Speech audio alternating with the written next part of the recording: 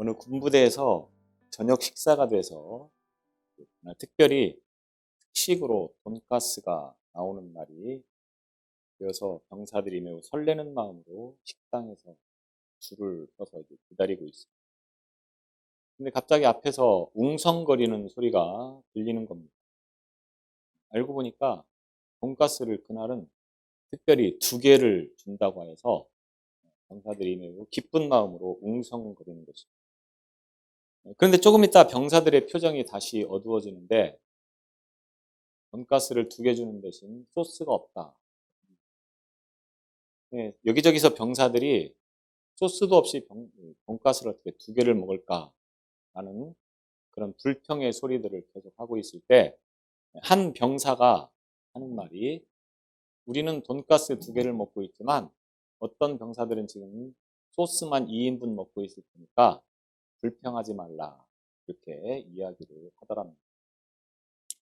우리는 뜻하지 않은 뜻밖의 일들이 생기는 상황에서 전혀 다른 감정을 선택을 하게 되어집니다.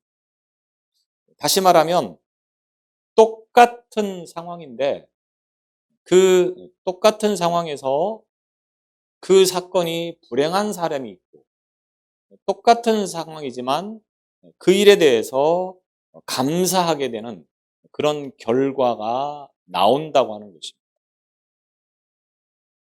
불평을 선택하면 작은 불평이 극대화되어서 큰 불행을 자초하게 되어집니다. 그래서 그 똑같은 상황에서 결국 그 사건 자체가 불행한 일로 결말을 짓게 된다고 합니다. 그러나 감사를 선택하게 되어지면 그 상황에서도 감사하며 웃을 수 있는 그런 일로 결말을 짓게 된다고 하는 것입니다.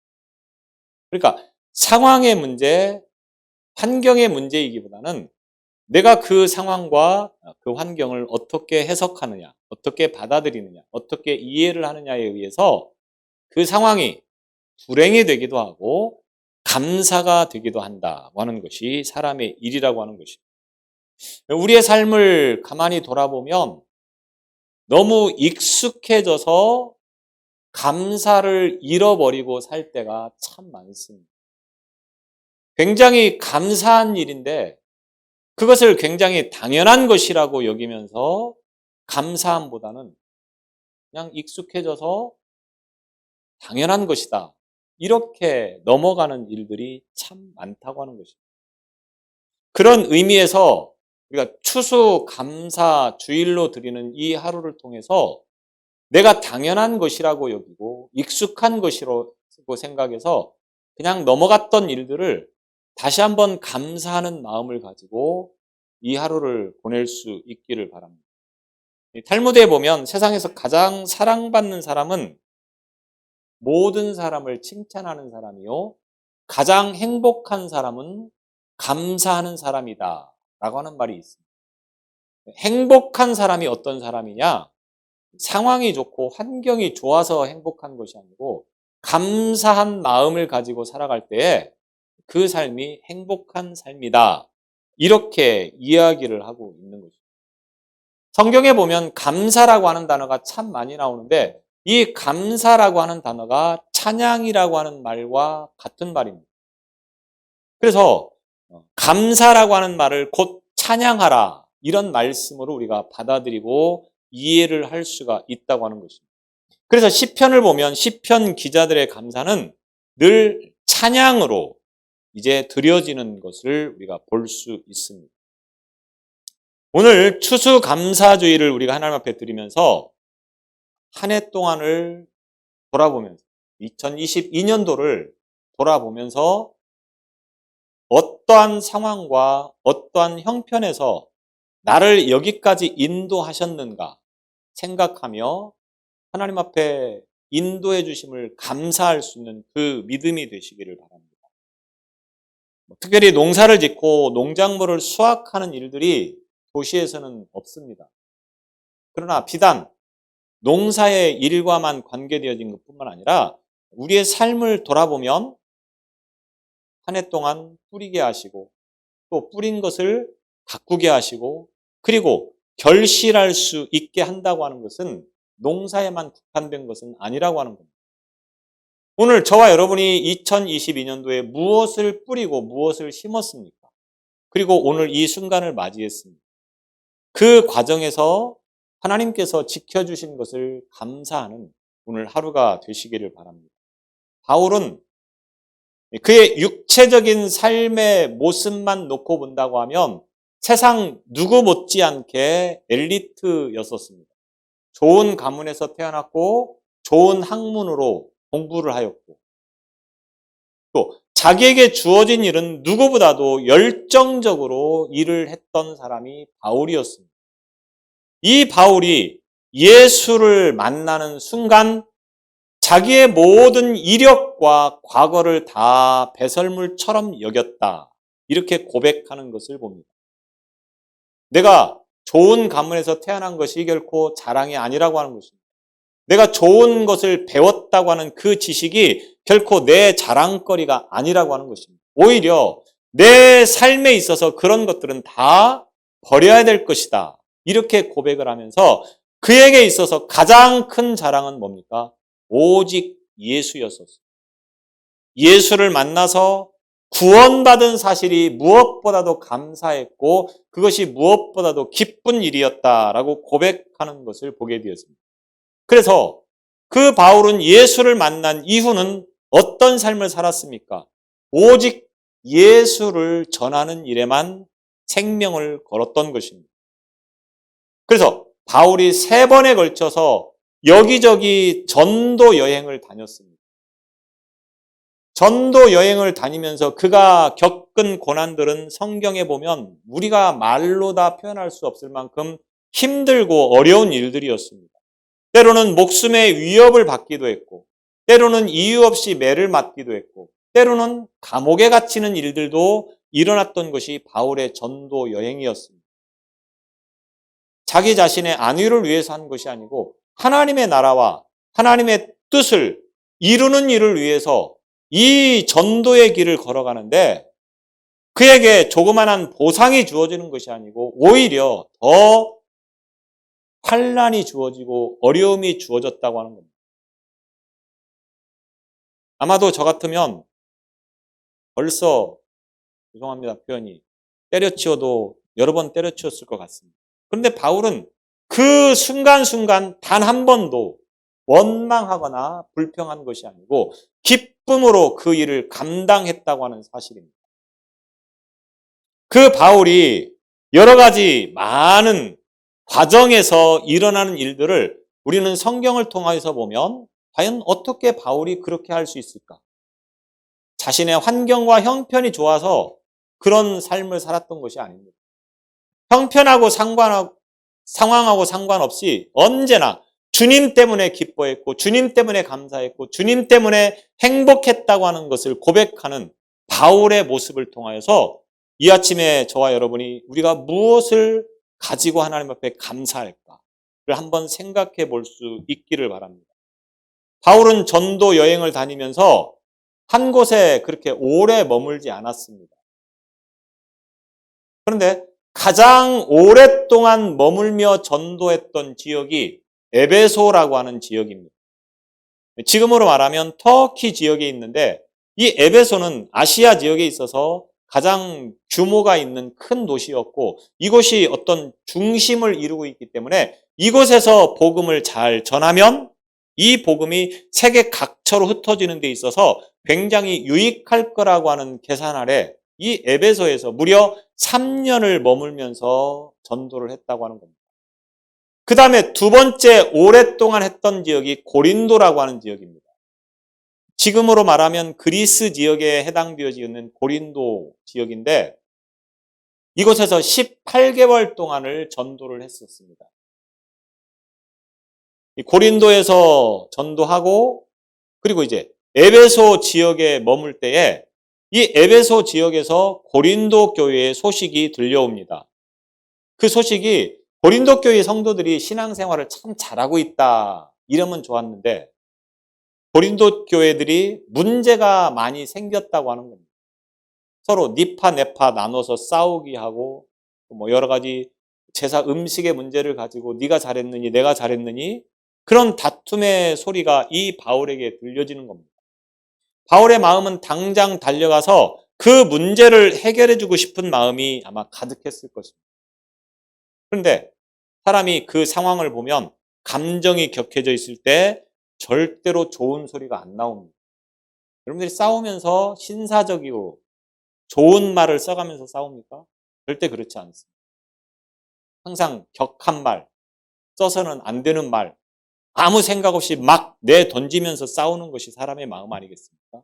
그래서 바울도 달려가고 싶지만 달려갈 수 있는 환경과 형편이 안 될 뿐더러 지금은 차라리 편지를 써서 그들의 마음을 달래주고 그들의 문제를 해결해 주는 것이 더 옳겠다라고 생각을 해서 편지를 씁니다. 그 내용이 바로 고린도전서가 되겠습니다. 그래서 이 편지가 교회에서 어떤 다툼이 생기고 분쟁이 생기고 문제가 생기면 이 고린도전서를 통하여서 이 문제를 어떻게 해결하고 어떻게 극복해 갈 것인가라고 하는 답이 담겨져 있는 내용들이 참 많습니다. 그러니까 바울이 편지를 통해서 고린도 교회의 문제를 해결하는 이 내용들이 오늘날까지도 교회에 있어서 굉장히 유익한 하나의 텍스트가 되었다라고 하는 것입니다. 그러면 고린도 교회가 어떤 교회냐? 고린도라고 하는 지역은 지금의 그리스의 아테네라고 하는 지역의 아래쪽에 있는 바닷가에 위치한 지역입니다. 당시에 그리스라고 하는 나라, 헬라라고 하는 나라는 굉장히 문명이 발달한 나라였었습니다. 그 문명의 중심이 아덴, 지금의 아테네라고 하는 지역이고 그 다음이 고린도라고 하는 지역이라고 하는 것입니다. 굉장히 지식인들도 많고 굉장히 경제적으로도 부유한 도시가 고린도라고 하는 지역이었다고 하는 겁니다. 그런데 이 고린도 교회는 그런 부유한 사람들이 모이기보다는 가난하고 힘들고 어려운 사람들이 주류를 이루고 있는 것입니다. 예수를 믿는 사람들을 보면 물론 부자, 잘 사는 사람도 있겠지만 대부분은 어렵고 힘든 사람이 예수님을 믿는 확률이 많습니다. 이 고린도도 마찬가지였습니다. 도시 자체는 굉장히 부유한 도시였는데 정작 성도들은 매우 가난하고 힘들게 살아가는 사람들이 많았다고 하는 겁니다. 그런데 이 가난하고 힘들게 신앙생활 하던 사람들이 문제까지 생깁니다. 서로 니파 네파 나누어서 싸우고 여러 가지 신앙적 갈등을 통하여서 문제가 참 많아졌다고 하는 것입니다. 그럼에도 불구하고 바울은 그 고린도 교회에 감사함으로 편지를 시작하고 있는 것을 봅니다. 바울 서신을 우리가 성경에서 많이 보게 되는데 이 바울 서신들의 특징이 있습니다. 그 가운데 하나가 처음에는 다 감사하다라고 하는 것으로 시작하고 있다고 하는 겁니다. 상황을 보면 환경을 보면 초대교회가 그렇게 어렵고 힘든 일들이 더 많았습니다. 경제적으로도 힘들고 또 정치적으로도 로마의 압제 아래서 굉장히 핍박을 당하는 시기였다고 하는 겁니다. 예수를 믿는 것은 목숨을 걸고 예수를 믿어야 할 정도였었습니다. 이 초대교회가 이렇게 어려웠는데 바울은 그런 교회들마다 편지를 쓰면서 뭐라고 합니까? 감사하다 이렇게 쓰고 있습니다. 오늘 고린도 교회에도 편지를 보내면서 바울이 감사하다고 시작하는 내용을 4절을 통해서 우리가 보게 됩니다. 4절에 보면 내가 너희를 위하여 항상 하나님께 감사하노니 고린도 교회를 향하여서 감사하다고 합니다. 그 이유가 뭐냐? 오늘 5절에 보면 그 감사의 이유를 말하고 있는데 언변과 모든 지식의 풍족함으로 이렇게 말하고 있습니다. 고린도 교회에 언변과 모든 지식이 풍부해서 감사하다 이렇게 말합니다. 앞서 말씀을 드렸듯이 고린도 지역은 굉장히 지식적으로 문명적으로 발전한 많은 지식인들이 살고 있는 지역이 고린도였었어요. 이 헬라 사람들은 말하는 것을 굉장히 좋아합니다. 또 말을 참 잘합니다. 그래서 언변에 매우 뛰어나다고 하는 겁니다. 거기다가 지식까지 갖추고 있다고 하는 겁니다. 바울이 감사하다, 언변과 지식에 뛰어난 그들이 감사하다 이렇게 말을 할 때는 물론 말을 참 잘하고 많은 지식을 가진 것이 감사하겠죠. 그러나 바울이 말하고자 하는 의도는 그것이 아니었을 겁니다. 왜? 세상에는 말 잘하고 똑똑한 사람들이 얼마나 많습니까? 그들 모두가 다 감사의 이유가 되지는 않습니다. 오히려 말을 잘하면 사기를 참 잘 칩니다. 오히려 똑똑한 사람들이 한번 죄를 지면 얼마나 무섭게 짓는지를 모릅니다. 그런 것만을 가지고 바울이 감사하다 이렇게 말을 하지는 않았을 거라고 하는 겁니다. 근데 분명히 오늘 5절을 통해서 보면 언변과 모든 지식의 풍족에서 감사하다. 이 말은 우리가 앞서 4절의 말씀을 잘 이해를 해야 될 것 같습니다. 4절에 보면 그리스도 예수 안에서 너희에게 주신 하나님의 은혜로 말미암아 이렇게 말하고 있습니다. 그리스도 예수 안에서 너희에게 주신 하나님의 은혜로 말미암아 이 말은 무슨 말입니까? 하나님의 은혜가 고린도 교회에 주어졌다고 하는 겁니다. 그러니까 고린도 교회의 언변과 지식이 뛰어난 것은 일종의 타고난 성향이다 이렇게 말을 할 수가 있겠습니다. 타고났다 이런 말입니다. 고린도 사람들은 이 타고난 어떤 성향들이 매우 좋은 우수한 자원이라고 하는 거예요. 그래서 오늘날 현대 문명이 굉장히 많이 발달을 했습니다. 그런데 그 발달한 내용들을 보면은 그 모든 문명의 시작이 이 헬라 문명으로 집결되어지는 것을 보게 되었습니다. 그 영향을 받아서 오늘에 이르렀다 이렇게 말을 할 수가 있다고 하는 것입니다. 그래서 이 사도 바울이 그 고린도 사람들이 말도 참 잘하고 지식도 있었는데 비단 그것만을 가지고 감사한 것이 아니고 여기에다가 하나님의 은사가 주어진 것에 더 감사를 했다고 하는 겁니다. 하나님의 은사. 타고난 성향도 있는데 여기에다가 하나님의 은사로 말미암아 그들이 말을 참 잘하는데 세상 말만 잘하는 것이 아니고 복음의 말을 참 잘했다고 하는 겁니다. 지식이 참 많은데 세상적인 지식만을 많이 가지고 있는 것이 아니고 성경 지식, 하나님의 말씀에 대한 지식도 참 많이 가지고 있었다고 하는 것입니다. 이것이 바로 하나님께서 주신 은혜라고 하는 겁니다. 그래서 이 고린도 교회가 그런 것들로 인하여서 감사하다 이렇게 바울이 말을 하고 있는 것입니다. 언변이라고 하는 것은 뭡니까? 말하는 능력, 말하는 능력입니다. 사람을 설득하는 능력이라고 하는 것입니다. 헬라 사람들은 웅변을 참 잘했습니다. 또 모이면 토론하는 것을 참 즐겨했습니다. 아고라라고 하는 광장이 있는데 이 아고라라고 하는 곳에서 사람들이 모여서 서로 토론하고 대화하는 일들을 굉장히 즐겨했습니다. 그래서 우리가 잘 아는 소크라테스 같은 경우에도 거리나 광장에서 사람들과 토론하기를 참 좋아했습니다. 그래서 굉장히 철학적이고 유명한 말들을 많이 남긴 것을 보게 되었습니다. 말을 잘한다고 하는 것은 얼마나 살아가는 데 있어서 유익한 일인지 모릅니다. 말을 잘하면 그래서 많은 유익이 따라오는데 성경에서도 뭐라고 말합니까? 잠언 18장 20절에 보면 사람은 입에서 나오는 열매로 말미암아 배부르게 되나니 입에서 나오는 열매로 말미암아 배부르게 된다. 이 말이 무슨 말이겠습니까? 말을 지혜롭게 잘하는 것을 의미하는 것이 되겠죠. 곧 그의 입술에서 나는 것으로 말미암아 만족하게 되느니라. 말을 잘한다고 하는 것은 굉장히 유익한 것입니다. 헬라 사람들이 고린도 교회가 말을 참 잘하는가. 또 헬라는 지식이 풍부한 나라였다고 하는 겁니다. 앞서 말씀을 드렸듯이 모든 학문의 출발점이 사실은 헬라 문명이었다. 이렇게 이야기를 할 수가 있겠습니다. 철학도 굉장히 발달한 나라죠. 플라톤, 소크라테스, 이 사람들이 다 헬라 사람들입니다. 또 수학자들도 그렇습니다. 피타고라스, 아르키메데스, 탈레스 이런 수학자나 과학자들도 다 헬라 사람들입니다.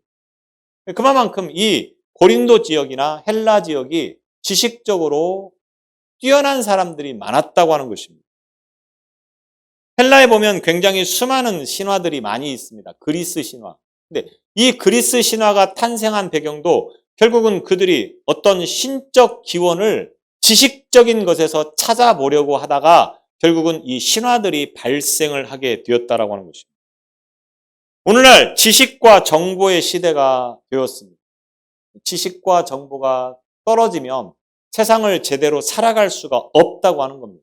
오늘 저와 여러분들도 지식과 정보에 대해서 분명히 눈을 떠야 됩니다. 그래야만 세상을 이길 수 있다고 하는 겁니다.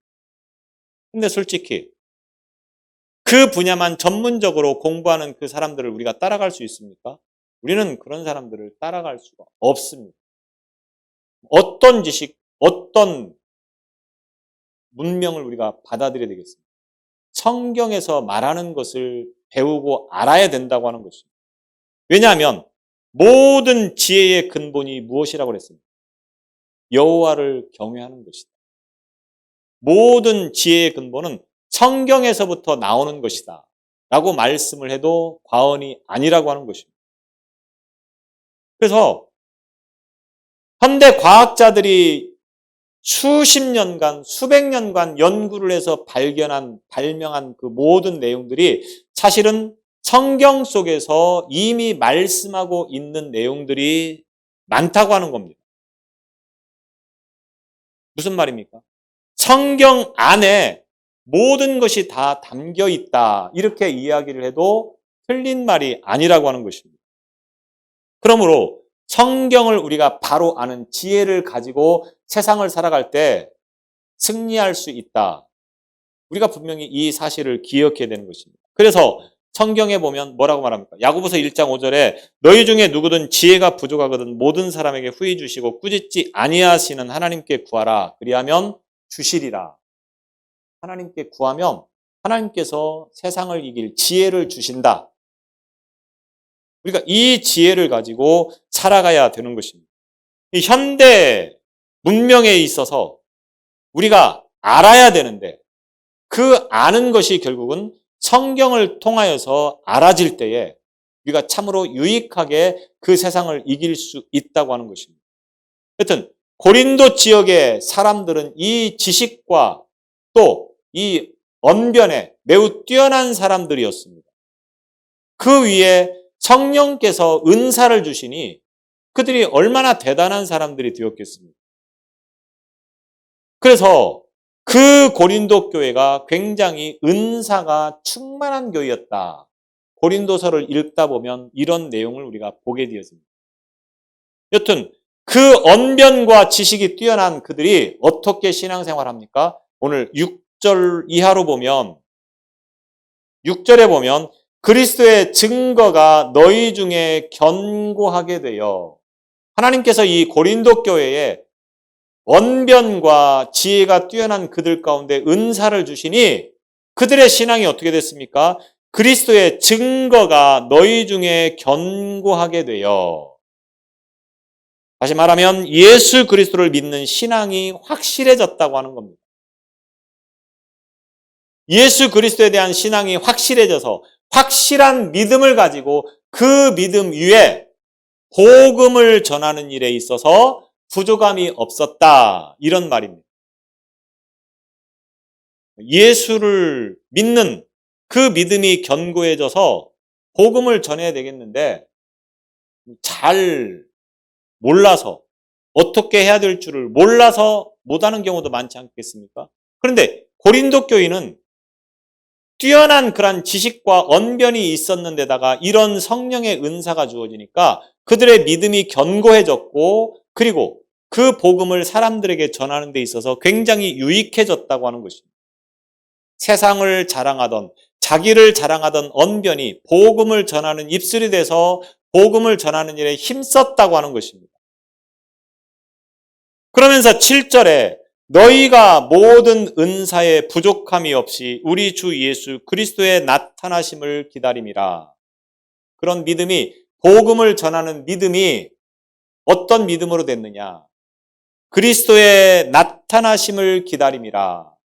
쉽게 말하면 예수 그리스도의 재림을 기다리는 신앙이 되었다, 이런 말입니다. 우리가 믿음 가운데 반드시 마지막 결론은 예수 그리스도의 재림을 기다리는 신앙이 되어져야 됩니다. 왜냐하면 이 세상은 예수 그리스도께서 오셔서 심판하실 날이 분명히 성경에 기록되어 있기 때문에 그렇습니다. 우리는 이 예수 그리스도의 재림을 기다리는 신앙을 가지고 있는데 고린도 교회의 상황은 조금 다르다고 하는 겁니다. 고린도 교회의 상황은 헬라 사람들은 육체의 부활을 믿지 않는 사람들이었습니다. 그들은 굉장히 다신론자들이었습니다. 이 신도 저 신도 다 옳다, 이런 주의였다고 하는 겁니다. 그러니까 헬라 사상은 부활을 믿지 않는 신앙이었고 예수 그리스도만을 믿는 그 유일신을 믿지 않는 신앙이었다고 하는 겁니다. 그런데 그 상황에서, 그 환경에서 그들이 예수 그리스도의 재림을 기다리는 신앙이 되었다고 하는 것은 매우 의미 있는 신앙이라고 하는 겁니다.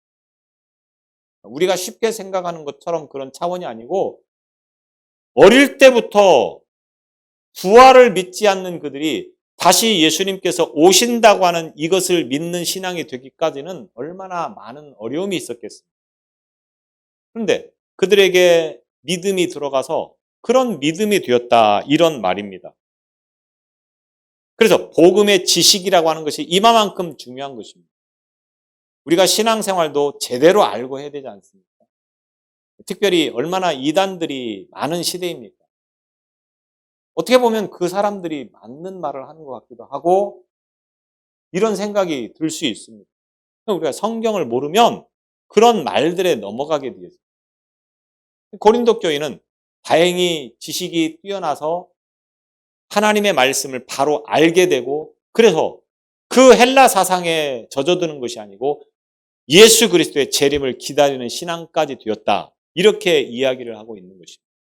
바울의 감사가 바로 이것입니다. 바울은 자신의 환경이나 자신의 유익함이나 자신의 상황 때문에 감사한 것이 아니고 고린도 교회가 그 어려움 가운데서도 믿음을 잘 지킬 수 있음에 감사하고 그 믿음을 지킬 뿐만 아니라 나아가서 사람들에게 그 복음을 전하는 것을 감사했고, 그래서 어렵고 힘든 상황임에도 불구하고 고린도 교회 성도들이 그 믿음을 잘 지켜간 것에 감사하는 신앙을 가지고 있었다라고 하는 겁니다. 오늘 저와 여러분이 어떤 것을 감사하고 있습니까?